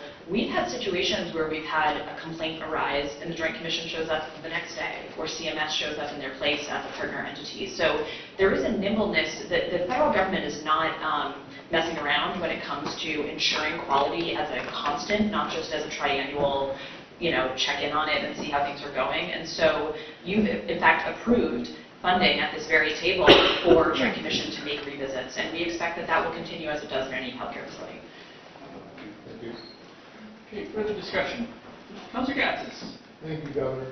In a worst-case scenario, because we all know that there's undercurrents with employee pay, if we agree to this contract and it moves forward, and all of a sudden 100 employees leave, and I know there's a shortage of nurses already throughout the entire state, and probably Dartmouth can attest to that also. What happens at that point in the worst-case scenario as we look at that? So first, I think, as I said, it is always normal when you have change that some people there's a natural attrition that occurs in any organization or business. I am confident that once we can engage beginning tomorrow morning with staff, reassure them of their benefits, reassure them of their wages, reassure them of the commitment to quality and to community and compassionate care that this partner represents, that we will not see anything close to what you're talking about. Obviously, anything can happen, and healthcare is a volatile environment. We are prepared, and our leadership at the hospital is prepared throughout the duration of this transition to adjust the sales as we go. If it means we have to have more travelers, if it means we have to think creatively about staffing across the units. We've frankly been doing that all along throughout the COVID pandemic. It's not, and its aftermath, it's not like staffing has been easy. But I don't believe, based on how the past transitions have gone and how other public-private partnerships like this play out, that there's going to be a mass exodus. So we're ready, yes. Do we think it's going to happen? No. Dartmouth Health is ready. They're there now. And I think that's what also makes this transition, while nuanced, smooth as well. Dartmouth Health, thanks to this council support, is on-site, engaged with the staff and employees, providing that psychiatric expertise as it is. This broadens that partnership and those strengths to be able to have their presence and their linkage to their entire system be more robust. I don't have to tell you that if 100 people leave, the next government is going to have a major headache. We will prevent it. We had high turnover under WellPath, and we got through it, and I expect that with such a qualified partner here, that in due time, as we can have these conversations, as we can share the bonuses, the higher payment, the strong competitive benefits, that we will see employees begin to feel positively, or at least to feel tolerant of the transition in a way that maintains the standards that they demonstrate in their work each day. Great point. I mean, the only other piece, I think it's a really, really good point. You want to kind of have a fail-safe. Dartmouth does have thousands of employees in a variety of different areas, right? So they do have areas to pull from, right? Or whether it's from their mental health expertise already existing at New Hampshire Hospital or other resources, because they are big, they're robust, and they're local. They won't even have to. This is the other piece. If you bring somebody in from, again, Tucson, Arizona, or whatever, having those employees come here is a problem. Dartmouth they can literally drive them to an hour away. So the locality, I think, gives me a lot more confidence that we have a hedge, if you will, against the such a. And Dartmouth can also drop the tree. I don't believe Dartmouth feels that way at all. I think Dartmouth is very much understands that they absolutely need to keep this staff. Absolutely they do, but they are a robust or a localized organization. Care and for other of course. The fact that we are hearing about signing bonuses and percent raises here in public at this meeting today, and the employees haven't heard this is bizarre. Right? That is certainly a conversation that could happen. If you can talk about it here publicly, then they're all hearing it right now. And those discussions between you and your employees should be happening. What's going to happen with the benefits? Just going back to minimum beds, to say that we need a certain number of beds in the state doesn't mean we have to fill every bed, right? But we could say you need to maintain, and you pick the number based on what our waiting list has been for the last 7 years, right? be able to staff X number of beds. They may not be all filled, but you're going to have to staff X number of beds. And again, Joint Commission isn't, one thing they don't care about, licensing doesn't care about, is the priority of New Hampshire residents. It's our kids. And if you have ever been to a hospital emergency room and seen the situation that these kids are in, it is inhumane. They are sitting in cinder block rooms where they remove everything that they can hurt themselves with. They have a guard posted at the door staring at them 24 hours a day. They're getting no schooling. They're getting no treatment. The situation is horrendous. And we absolutely need to prioritize that. And as I said, you're close, and it's a great model, but you're not there. You haven't put the monitoring and enforcement mechanisms in place. So for me, I would just say, I don't want to vote, I don't want this to be a no vote. I would say, table it, let it go, bring it back in January, and I would motion to table. So there is an official motion to table. Is there a second to table? Well, I'm not going to second it, can I ask a question? Okay. By tabling this in essence kills the contract. Because we have to take action. Either withdraw it, either vote it up or down. So I would vote no on this table. Okay. Okay, so there's not a second to table. Appreciate that. Further discussion on the item? Okay, seeing no further discussion, all in favor of previously tabled item 12A, signify by saying aye. Aye. Any opposed? Opposed. So with that, the contract is approved. Okay.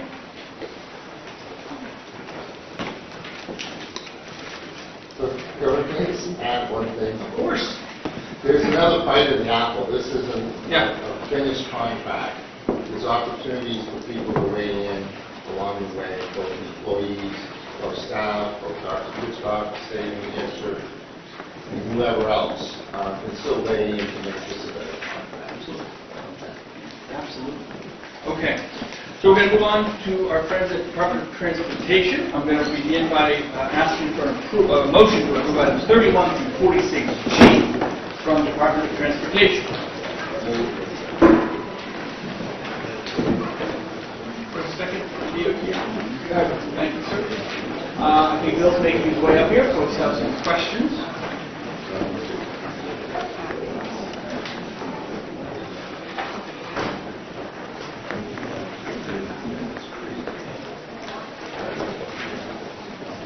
Good morning again, councilors. Morning. Were there any questions? I just kind of brought you up here. Councilor Gass, Right, Mark, yeah, and you said you were down there, so it's moving right ahead. We're making good progress. Unfortunately, there aren't any right-of-way or items pertaining to 4A on the agenda, but we have the cup on the table. I noticed that we had a contract that you withdrew in the course of which, and there are certain, I can move from 4A to exit 6 and 7 to see if those things are on the 10-year plan, and hopefully we can get some work done there. So instead of 4A, we can change it to 6 and 7 because that's going to save us. Can I give an update there? It's going to come up in the 10-year plan this year. They are in the 10-year plan. I let you know at the breakfast we are moving ahead with the interim project first at Eddy Road to eliminate the southbound on-ramp, eliminate the hazardous weed there, and at least take care of the most pressing safety concern sooner rather than later. Well, that's good. So the bigger project is in the outer years of the 10-year plan, and we'll have to take it up when we get the later 10-year plan this year as well too. Costs aren't going down as we move forward, unfortunately. You could let Councilor Gattis know where those meetings will be. Show up. That's okay. That was the common number here. Yeah. Further DOT questions? Councilor Warren. Question on 46F, just as an item where we ended up 82%. over the estimate, and not really clear why our estimate would be so low, and because this was a single bid, I just wondered why you reached the conclusion that you were to get a better bid on this one. Yes. We have been challenged with some of these longer bridges, most of the traditional paving and bridge preservation work, we have a pretty good handle on. This is a very long bridge, and some of the work that's required, we really did not have a good handle on the estimation of access to the bridge and some of the materials and how it's going to be done. In talking with the contractors, one of the reasons that I think something like 6 contractors took out bids, but only took out proposals, but only one submitted a bid. And the bid analysis and talking to the contractors, access to the bridge, I don't know if you're familiar with it, it's a very narrow and very long bridge over the Pemmican Wash Strip on Route 3 between National and Bridgewater. That's, in our debrief, we found that was the issue, and we did not have a good handle on the bridge access. To do some of the rehabilitation work on the bridge seats and stuff, they need temporary support.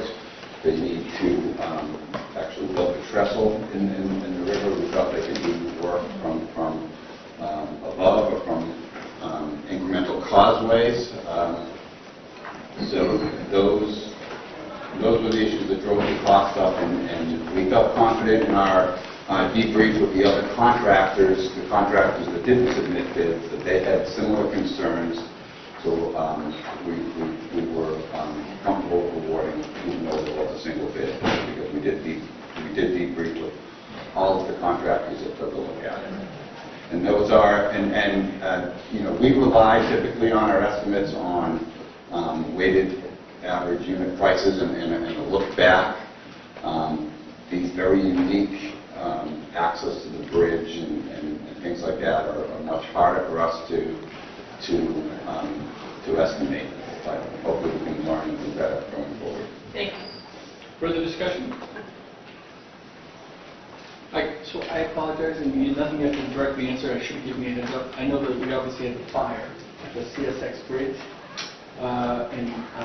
over the Great Bay. Mm-hmm. My understanding is that it's not going to interrupt propane delivery and things of that nature. I mean, I think they have other ways around it. Yeah. Is there any, and you don't have to tell us now, but maybe in January, just an update on where the reconstruction of that bridge would be and what the plans are?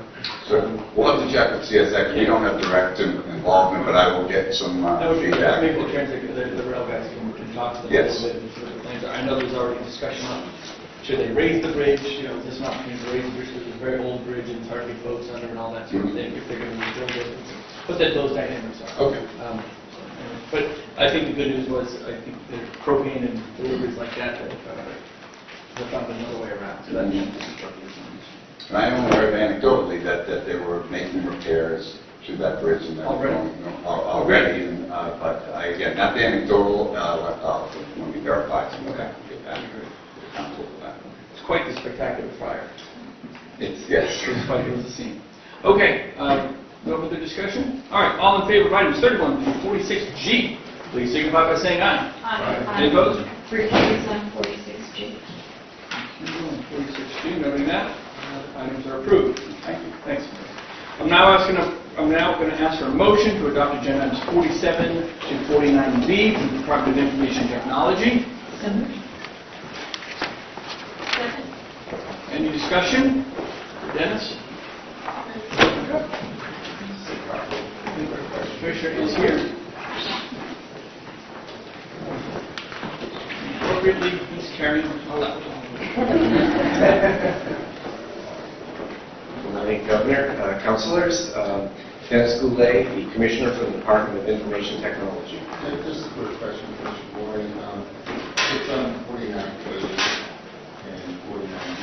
You use the language, with sort of information technology costs related to ARPA funded positions. Are these going to be funded positions or just anything?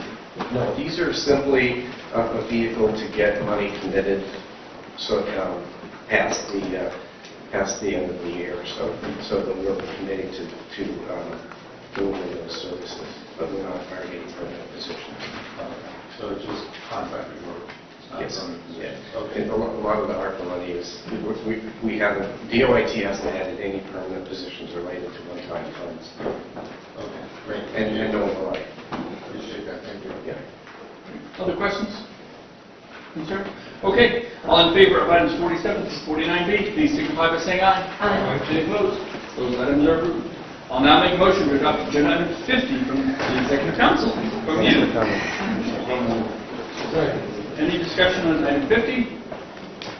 Hearing none, all in favor signify by saying aye. Aye. Any opposed? That item is approved. Merry Christmas, Megan. I'll now ask for a motion to adopt agenda items 51 and 52 from the Office of Professional Licensure and Certification. Any discussion? Hearing none, all in favor signify by saying aye. Aye. Any opposed? Those items from OPLC are approved. Can I get a motion to adopt agenda item 53 from the Department of Military Affairs and Veteran Services? So moved. Second. Any discussion? Hearing none, all in favor signify by saying aye. Aye. Any opposed? No, No on 53. Thank you very much. no Marines coming. Oh, I didn't know. So Calvin's back at, he'll be gone by then, so unfortunately he won't be able to help out. So that item is approved. I'll now ask for a motion to adopt agenda item 54 from the New Hampshire Employment Security. So moved. Second. Any discussion on 54? I have, so there's one thing, if I may, and I don't know if George or Rich is here. There were questions brought up. Hi. Morning. Good morning. How are you? Afternoon. Sorry. Councilors. So one of the questions that has come up, there was a pretty big news story out of Massachusetts where they have effectively, I'm going to use the term that I saw in the story, misused $2.5 billion of unemployment. I've always thought that the way we handled the COVID pandemic unemployment fund, the separation was done. Is there folks are just looking at us and saying, hey, do we have potentially the same problem? I don't believe we do, and so I'm going to kind of look to you to just if there's anything more on it, because I know the story just popped about a week or two ago. Sure, Governor. No, back when the rule came out from the feds, basically the states were told that they had to take any of the monies that were paid for individuals applying for unemployment benefits. If they were eligible for state unemployment benefits, it had to come out of state unemployment benefits. If they weren't eligible for the state funds, it would come out of the federal pandemic. So, for example, if the business closed, and that's how you lost your job because the business closed, that would be a state unemployment benefit. But where if you quit regarding a COVID issue, then that would go towards the federal benefits. And New Hampshire paid at a rate of 51 to 49%. 51% came out of the unemployment trust fund, 49% came from the feds. And at the same time, some of the other states, they didn't pay in accordance with what the rule was. I mean, You keep the dollars very separate, correct, right? correct.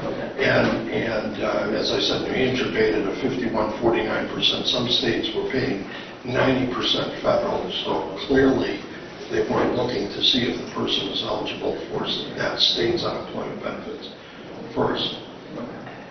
The other thing that I want to mention is New Hampshire has the third lowest state unemployment tax in the country as well, behind Alabama and Florida. So, I mean, I think that helps as a recruiting tool here for New Hampshire for businesses. Yeah, bring businesses to New Hampshire. So in Massachusetts had absorbed another $3 billion because their trust fund, they had to borrow for the trust fund during the pandemic, and now they're in another $2.5 billion. They're looking for a waiver from the feds, but we don't see how that happens. So again, I'm not here just to live our Massachusetts, but I want to understand this, because I think this is where the confusion is coming from. They borrowed $3 billion during the COVID. We didn't have to borrow. We didn't borrow anything. Correct. They then pay that back. They haven't paid that back. They're in the process. They And took then a bond, they took a bond out. misused another $2.5 billion of federal dollars Correct. that they now have to pay back. They're looking to get a waiver. They're not going to get it. Right. That's not going to happen. So they're going to have to pay back $5.5 billion of unemployment money to the feds that we don't. Exactly. Okay? Yeah. Wow, okay. Wow. I mean, That's a worse story than I thought. They did not honestly get. That's Yeah, I mean, amazing. New Hampshire paid, a little over $2 million altogether. We served over 175,000 people, which is more than we had served in the 10 previous years. But we didn't borrow and we don't owe anyone money. No. Thanks to some of the... And what's the surplus on the trust fund, by the way? If you say $399, I'm going to knock you right out. Is it? It's hovering around 400 million. How's that You sound? could get it there. You could get it there. All right. Well, look, we got a $400 million surplus. That's great. I think a lot of folks saw the story and they're like, oh, does this affect every state? And I was clear to say no, not at all. And I keep looking back at Rich because I know you're taking all the credit, but let's face it. No, I Rich, agree.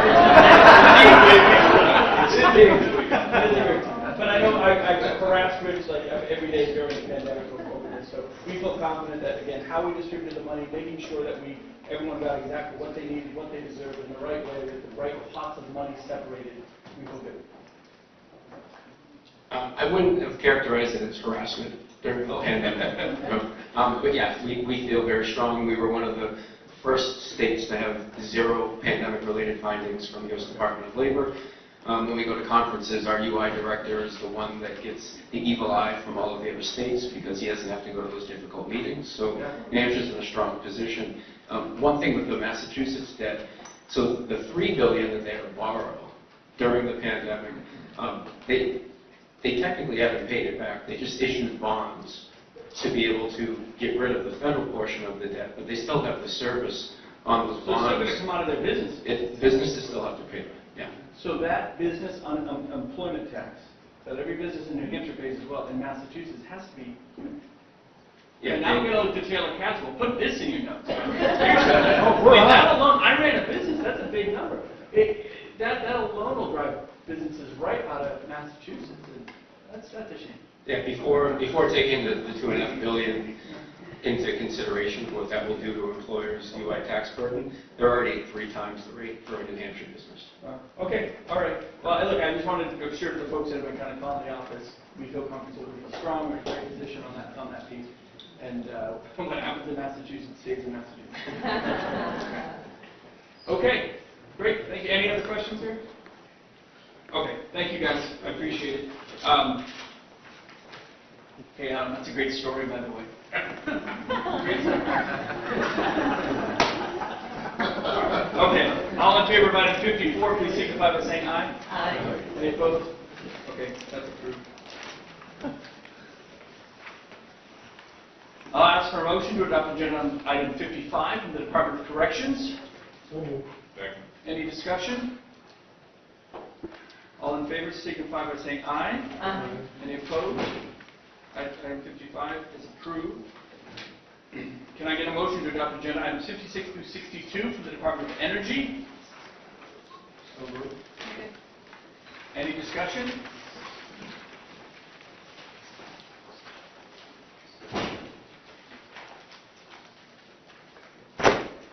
Sorry, I'm staring at the director, the commissioner, and deputy commissioner back there that now both have these ridiculous mustaches. So, Jared, you're always covered. Chris, I don't know, man. It's looking a little silly. Fourth term. Here we go. Okay, all in favor of item 56 through 62, please signify by saying aye. Aye. Any opposed? Those are approved. All right. Can I get a motion to adopt agenda item 63 from the New Hampshire Liquor Commission? Any discussion? Hearing none, all in favor signify by saying aye. Aye. Any opposed? 63 is approved. Could I get a motion to adopt agenda items 64 and 65 from the Department of Business and Economic Affairs? Any discussion? Councilor Kenny? Yes. And Taylor's here.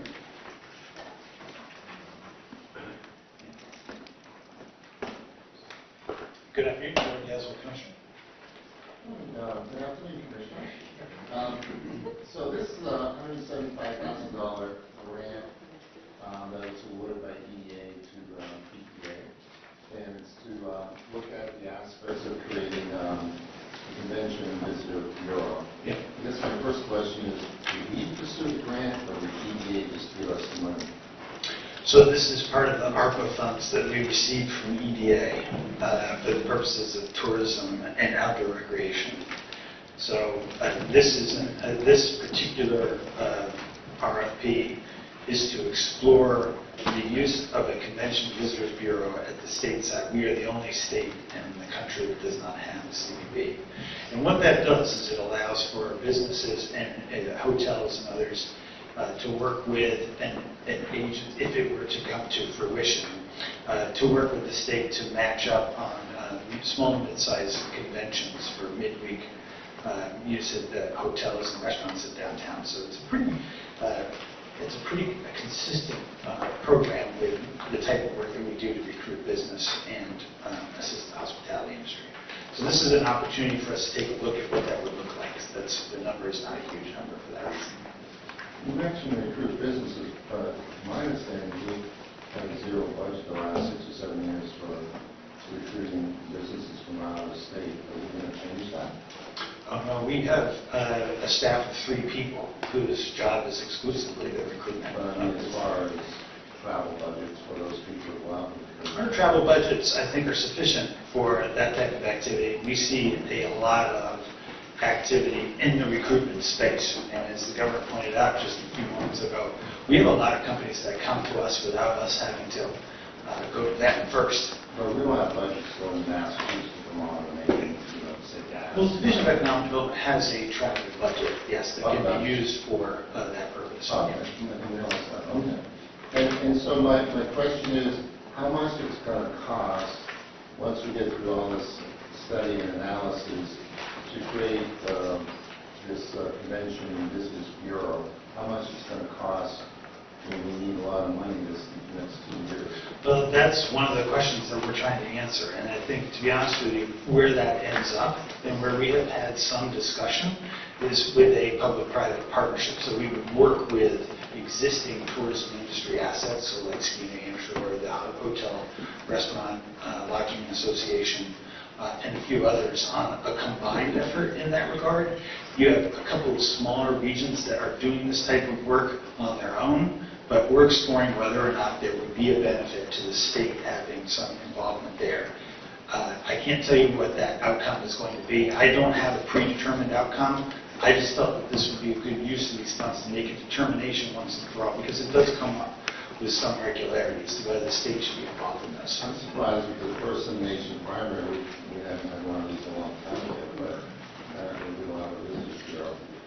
Well, we'll take a look at it under this and see what that looks like before we make any further decisions. So you believe it's a good use of, I do think that it's worth exploring what that could look like, and particularly in a post-COVID. I know we're way post-COVID, but I think that changed the environment of these conventions that people are doing, and I think they do sort of lean in a little bit to what New Hampshire could offer. So I do think it's worth a look.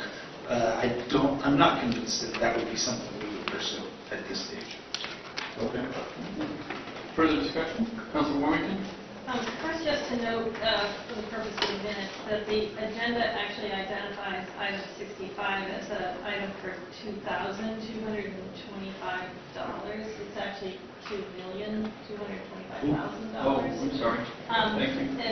But my question is that when you put out the bid for this, you had a proposed contract cost of $2 million. You said there were additional funds that were received after the fact. Does that account for the $225,000? Yeah, so you'll recall a couple of, I forgot when it was, back in the summer when we had the item for the creative assets. This is, after we had that conversation, we went back and worked with all of the regions, the tourism regions, to redefine that and to lower the cost. So it came back at whatever that is, 2.25 to 2.5 million, as opposed to what we had originally discussed. And this adds in a very strong component around workforce development and retention for the industry. So what you're really buying here is that creative, right? These are the folks that are going to go out making videos and all the photography and all the... I think a part of that, I think as you see, a big part of this is going to be really helping the industry firm up the work that it does to recruit and retain workforce as a career in the tourism and hospitality space for New Hampshire. And this is something we've heard repeatedly from both our regional partners and from employers. Further discussion? Okay, all in favor of 64 and 65, please signify by saying aye. Aye. Any opposed? Those items are approved. Could I get a motion to adopt agenda items 66 through 68 from the Fish and Game Department? Second. Any discussion? Hearing none, all in favor signify by saying aye. Aye. Any opposed? Those items are approved. Could I get a motion to adopt agenda items 69 through 72A for the Department of Natural and Cultural Resources? So moved. Second. Any discussion? Councilor Kennedy.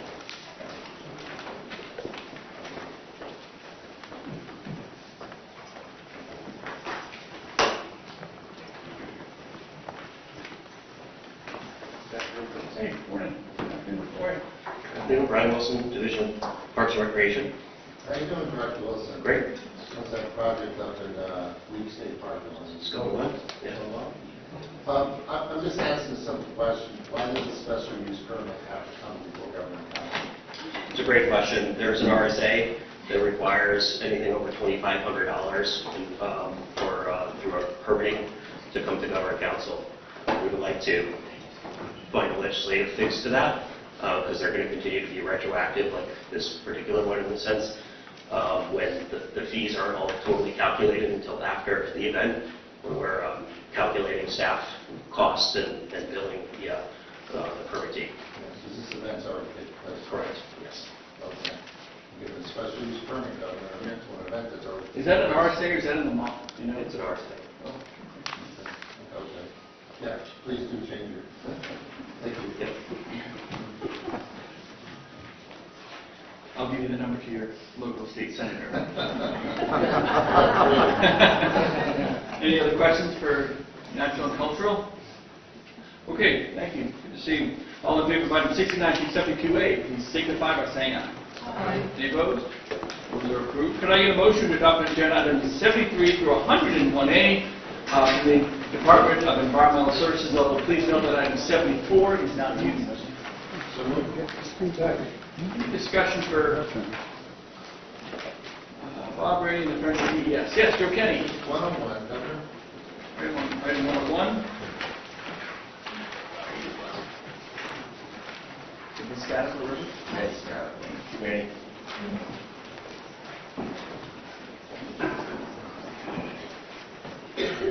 Good afternoon, Governor, and a simple question. Does this have anything to do with the downtown development? You said 101 or 108? Yeah. It's over.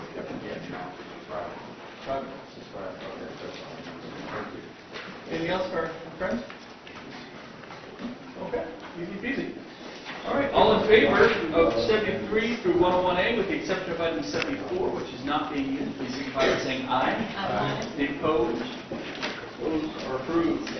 Could I get a motion to adopt agenda item 102, New Hampshire Veterans Home? So moved. Any discussion? Hearing none, all in favor signify by saying aye. Aye. Any opposed? That the item is approved. Could I get a motion to adopt agenda items 103 through 106 from the Department of Education? So moved. Any discussion?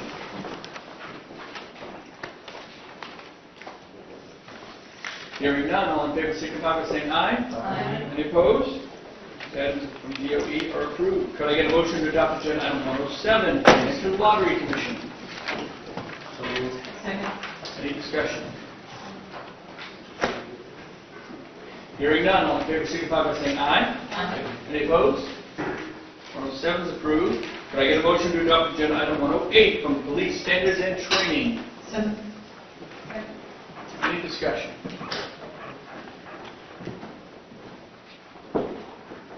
Skipper. Okay. Hearing none, all in favor, please signify by saying aye. Aye. Any opposed?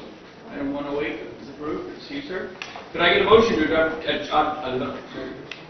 agenda items 109 to 125B from the Department of Safety? Any discussion?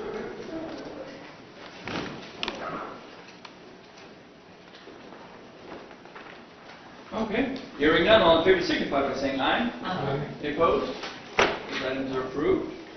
Could I get a motion to adopt agenda items 126 to 140 from the Department of Justice? So moved. Any discussion from all the justice? Council Wheeler. Just a question. On 127, it seems like this is a bigger raise than normal, a little over a 10% raise. About 5, just if there's some justification for that. Yeah, so the reason for this raise is Attorney O'Donnell is the head of the election law unit. When he became head of the election law unit last year, we didn't initially raise him to a level to align with other units of a similar size because the unit chiefs at that time who had gotten raises to $103,000 had been unit chiefs for a while. So the thought and agreement with Attorney O'Donnell was, well, let's let you have a little time in the unit chief position. Let's get through the election. I think he's done a really good job, and I think he ran the election really well. I got really good feedback from officials in both parties on how the election law unit did. And so I brought forth this raise at this point in time, and it aligns his salary with unit chiefs of a similar size. So the Civil Rights Unit, the Drug Enforcement Unit, in the Criminal Justice Bureau, we have a YDC unit. So that $103,000 number just puts him on par with other unit chiefs of similar size. Thank you. Councilor Stevens? Thank you for speaking with me yesterday and one of the fire chiefs in my district regarding the ALS situation. And I just have to stress how critical it is to respond by December 30th. We're going to lose coverage and services in March. But again, I appreciate your help, your follow-up. But holding Exeter accountable above and beyond $375 million is so critical. 50,000 residents will lose coverage. So again, I appreciate your attention. Absolutely. Thank you, Councilor. We're working on it. Thank you. Additional questions for Jennifer Formella? Okay, hearing none. All in favor of items 126 to 140, please signify by saying aye. Aye. Any opposed? These items are approved. Could I get a motion to adopt agenda items 141 to 165 from the Department of Administrative Services, although please note that item 142 is not used. So moved. Okay. Thank you. Any questions for DAS? Charlie's not here. Charlie's off doing Charlie things, you know? No one understands it, best not to ask questions. Well, questions should be asked. No, I know. Which Charlie?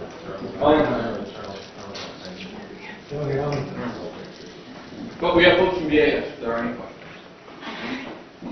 Okay, all in favor of those items, please signify by saying aye. Aye. Any opposed?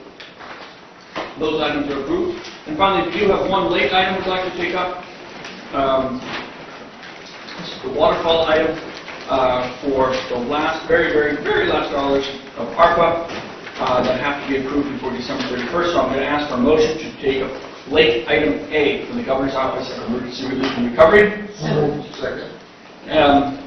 We have a motion and a second. Any questions on item A for Gopher? Okay. All in favor signify by saying aye. Aye. Any opposed? With that, late item A is approved. The Governor and Council meeting is now concluded, and just for the record, the next Governor and Council meeting will happen following the swearing in and inauguration of the Governor and Council. That happens at noon on January 9th. At some point later in that day, a formal meeting takes place, at which time we'll set the agenda and start the next session forward. Everyone have a great Christmas and a great holiday season. I just want to say, my last meeting, it's been an honor to serve the people of our state and an honor to serve on this governor. Now, I'm predicting that Gatsas and Warmington start like an ice cream stand. Political banana splits, like political, like partisan ice cream. Right off exit 4